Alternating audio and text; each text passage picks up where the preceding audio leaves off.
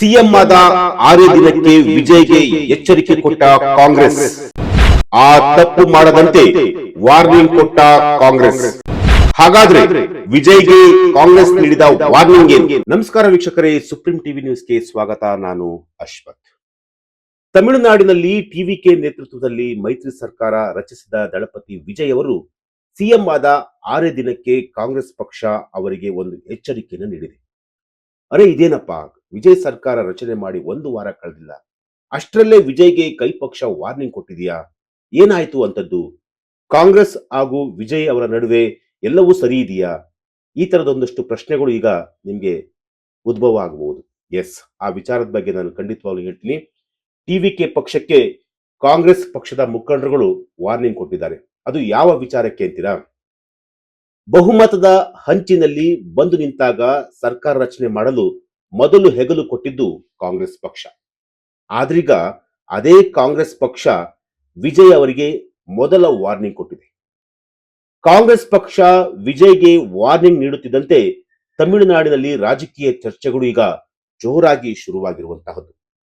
ಅಂದಹಾಗೆ ಸಿಎಂ ವಿಜಯ್ ಅವರು ಎಐಡಿಎಂಕೆ ಬಂಡಾಯ ಶಾಸಕರನ್ನ ಸರ್ಕಾರದಲ್ಲಿ ಸೇರಿಸಿಕೊಂಡಿತು.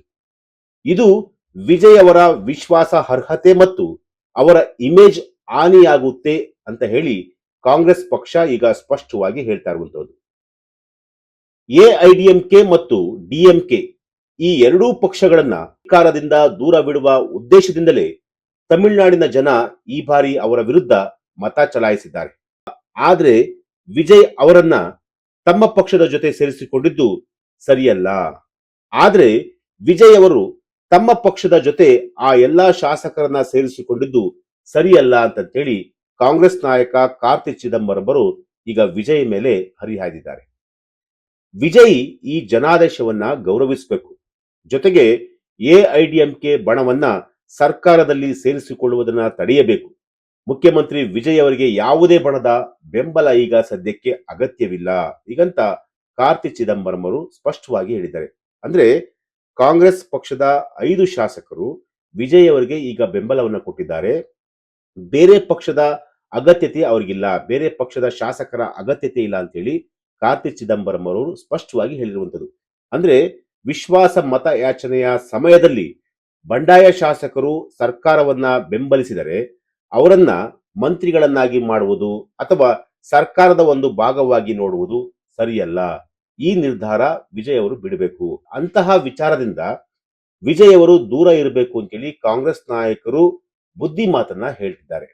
ವಾಸ್ತವವಾಗಿ ಇತ್ತೀಚೆಗೆ ತಮಿಳುನಾಡು ವಿಧಾನಸಭೆಯಲ್ಲಿ ನಡೆದ ಬಹುಮತ ಪರೀಕ್ಷೆಯ ಸಮಯದಲ್ಲಿ 25 ಜನ ಎಐಡಿಎಂಕೆ ಶಾಸಕರು ವಿಜಯ್ ಅವರ ಸರ್ಕಾರದ ಪರವಾಗಿ ಮತವನ್ನ ಚಲಾಯಿಸಿದರು. ಇದು ಪಕ್ಷದೊಳಗಿನ ವಿವಾದವನ್ನ ಮತ್ತಷ್ಟು ಹೆಚ್ಚಿಸಿತ್ತು. ಅಂದ್ರೆ ಕಾಂಗ್ರೆಸ್ ಹಾಗೂ ಟಿವಿಕೆ ಪಕ್ಷದೊಳಗಿನ ಒಂದಷ್ಟು ವಿವಾದವನ್ನ ಮತ್ತಷ್ಟು ಹೆಚ್ಚಳ ಮಾಡಿತ್ತು. ರಾಹುಲ್ ಗಾಂಧಿ ಅವರು ಸ್ಟೇಜ್ ಮೇಲೆ ಅವರು ಕೂಡ ಬಂದು ವಿಜಯ್ ಅವರಿಗೆ ಕಂಪ್ಲೀಟ್ ಆಗಿ ಸಪೋರ್ಟ್ ಅನ್ನ ಕೂಡ ಮಾಡಿದ್ರು. ಆದ್ರೆ ಯಾವಾಗ 25 ಜನ ಎಐಡಿಎಂಕೆ ಶಾಸಕರು ವಿಜಯ್ಗೆ ಸಪೋರ್ಟ್ ಮಾಡ್ತಾರೋ ಆಗ ಕಾಂಗ್ರೆಸ್ ಪಕ್ಷ ಇದನ್ನ ತುಂಬಾ ಗಂಭೀರವಾಗಿ ತೆಗೆದುಕೊಂಡಿರುವುದು. ಎಐಡಿಎಂಕೆ ಮತ್ತೆ ಡಿಎಂಕೆ ಎರಡೂ ಪಕ್ಷವನ್ನ ತಮಿಳುನಾಡಿನ ಜನ ಈಗ ವಿರೋಧ ಮಾಡಿದ್ದಾರೆ. ಜನರೇ ವಿರೋಧ ಮಾಡಿರುವಂತಹ ಶಾಸಕರನ್ನ ಅಥವಾ ಪಕ್ಷವನ್ನ ನೀವ್ಯಾಕೆ ತೆಗೆದುಕೊಳ್ತೀರಾ, ನೀವ್ಯಾಕೆ ಅವರ ಬೆಂಬಲವನ್ನ ಪಡಿತೀರಾ ಅಂತೇಳಿ ಈಗ ವಿಜಯ್ಗೆ ಕಾಂಗ್ರೆಸ್ ಪಕ್ಷ ಎಚ್ಚರಿಕೆಯನ್ನು ಕೊಡ್ತಿರುವುದು. ಸಿ.ವಿ. ಷಣ್ಮುಗಂ ಅವರು ಪಕ್ಷದ ನಾಯಕ ಇ ಪಳನಿಸ್ವಾಮಿ ಅವರನ್ನ ಬಹಿರಂಗವಾಗಿ ಗುರಿಯಾಗಿಸಿ ಮಾತನಾಡಿದಾಗ ಎಐಡಿಎಂಕೆ ಒಳಗಿನ ಈ ರಾಜಕೀಯ ಬಿಕ್ಕಟ್ಟು ಮತ್ತಷ್ಟು ಉಲ್ಬಣಗೊಂಡಿತ್ತು. ಜಯಲಲಿತಾ ಅವರ ಮರಣದ ನಂತರ ಪಕ್ಷವು ನಿರಂತರವಾಗಿ ಚುನಾವಣೆಗಳಲ್ಲಿ ಸೋಲ್ತಾ ಇದೆ ಮತ್ತು ಪ್ರಸ್ತುತ ನಾಯಕತ್ವವು ಪಕ್ಷದ ಮೂಲ ಸಿದ್ಧಾಂತವನ್ನ ದುರ್ಬಲಗೊಳಿಸ್ತಾ ಇದೆ ಅಂತೇಳಿ ಷಣ್ಮುಗಂ ಅವರು ಆರೋಪ ಮಾಡಿದರು. ಇಷ್ಟೇ ಅಲ್ಲ, ಪಕ್ಷದ ಬಣವು ಬಹುಮತ ಸಾಬೀತುಪಡಿಸುವ ಸಮಯದಲ್ಲಿ ಪಕ್ಷದ ವಿಪ್ ಉಲ್ಲಂಘಿಸಿದ ನಾಯಕರ ವಿರುದ್ಧ ಶಿಸ್ತು ಕ್ರಮ ಕೈಗೊಳ್ಳಲು ಪ್ರಾರಂಭ ಮಾಡಿತ್ತು. ಹಲವಾರು ನಾಯಕರನ್ನ ಸಂಘಟನಾ ಸ್ಥಾನಗಳಿಂದ ತೆಗೆದುಹಾಕಲಾಗಿತ್ತು. ಪ್ರಸ್ತುತ ಪಳನಿಸ್ವಾಮಿ ಬಣವು 22 ಶಾಸಕರನ್ನ ಹೊಂದಿದರೆ ವೇಲುಮಣಿ ಮತ್ತು ಷಣ್ಮುಗಂ ನೇತೃತ್ವದ ಬಂಡಾಯ ಬಣವು 25 ಶಾಸಕರ ಬೆಂಬಲವನ್ನ ಹೊಂದಿದೆ. ಎರಡೂ ಬಣಗಳು ಪಕ್ಷಾಂತರ ವಿರೋಧಿ ಕಾನೂನಿನಡಿಯಲ್ಲಿ ಪರಸ್ಪರ ಶಾಸಕರನ್ನ ಅನರ್ಹ ಮಾಡುವಂತಹ ಒಂದು ಪವರ್ ಅನ್ನ ಕೂಡ ಹೊಂದಿರ್ತಾರೆ. ಸದ್ಯ ವಿಜಯ್ ಈ ಜನಾದೇಶವನ್ನ ಗೌರವಿಸಬೇಕು ಮತ್ತು ಎಐಎಡಿಎಂಕೆ ಬಣವನ್ನ ಸರ್ಕಾರದಲ್ಲಿ ಸೇರಿಸಿಕೊಳ್ಳುವುದನ್ನ ತಡಿಬೇಕು ಹೀಗಂತ ಕಾಂಗ್ರೆಸ್ ತಮ್ಮ ವಾದವನ್ನ ಈಗ ಮಾಡಿರುವಂತದ್ದು. ಸಿಎಂ ವಿಜಯ್ ಅವರು ಈ ವಿಚಾರವನ್ನ ಎಷ್ಟರ ಮಟ್ಟಿಗೆ ಪರಿಗಣಿಸ್ತಾರೆ, ಒಂದು ವೇಳೆ ಪರಿಗಣಿಸಲ್ವಾ, ಆ ವಿಚಾರವನ್ನು ಕೂಡ ನಾವು ಕಾದು ನೋಡಬೇಕಾಗಿದೆ. ಒಂದು ವೇಳೆ ಏನಾದರೂ ಪರಿಗಣಿಸಿದ್ರೆ ಕಾಂಗ್ರೆಸ್ ಮುಂದೆ ಯಾವುದೇ ರೀತಿಯಲ್ಲೂ ಕೂಡ ವಿಜಯ್ ಅವರಿಗೆ ಅಂದ್ರೆ ಅವ್ರ ಬಗ್ಗೆ ಅವರ ವಿರುದ್ಧ ಹೇಳಿಕೆಯನ್ನು ಕೊಡೋದು ಅಥವಾ ಅಸಮಾಧಾನವನ್ನು ವ್ಯಕ್ತಪಡಿಸೋದು ಅದ್ಯಾವುದು ಕೂಡ ಆಗಲ್ಲ. ಒಂದು ವೇಳೆ ಏನಾದ್ರೂ ಎಐಎಡಿಎಂಕೆ ಶಾಸಕರನ್ನ ವಿಜಯ್ ಅವರು ಗಣನೆಗೆ ತೆಗೆದುಕೊಂಡ್ರೆ ಮುಂಬರುವಂತಹ ದಿನಗಳಲ್ಲಿ ಕಾಂಗ್ರೆಸ್ ಪಕ್ಷ ಅವರು ಏನು ಕೊಟ್ಟಿರುವಂತಹ ಬೆಂಬಲವನ್ನು ಕೂಡ ವಾಪಸ್ ಪಡೆಯುವಂತಹ ಒಂದು ಅಚ್ಚರಿ ಖಂಡಿತವಾಗ್ಲೂ ಆಗೇ ಆಗುತ್ತೆ. ಸೊ ಎಸ್, ಇದು ಇವತ್ತಿನ ಒಂದು ವಿಚಾರ. ನಾಳೆ ಮತ್ತೊಂದು ವಿಚಾರದೊಂದಿಗೆ ನಾನು ನಿಮ್ಮನ್ನ ಭೇಟಿ ಆಗ್ತೀನಿ. ನಿರಂತರ ಸುದ್ದಿಗಾಗಿ ನೋಡ್ತಾ ಇರಿ ಸುಪ್ರೀಂ ಟಿವಿ ನ್ಯೂಸ್.